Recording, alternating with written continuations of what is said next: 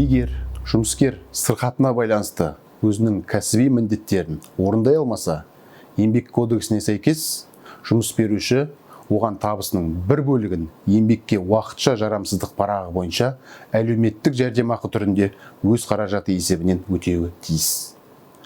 Осы тұрғыдағы жәрдемақыны аударуға медициналық ұйымда рәсімделетін және жұмыскер еңбекке уақытша жарамсыздық парағы жабылғаннан кейін бухгалтерияға ұсынылатын уақытша еңбекке жарамсыз болғанын растайтын құжат негіз болып табылады.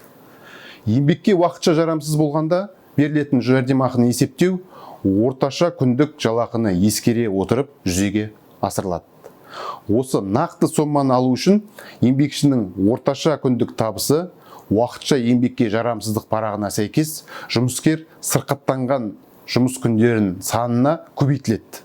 Еңбекке уақытша жарамсыз болған кезде берілетін төлемнің көлемі айына 25 айлық есептік көрсеткіштен аспауы тиіс.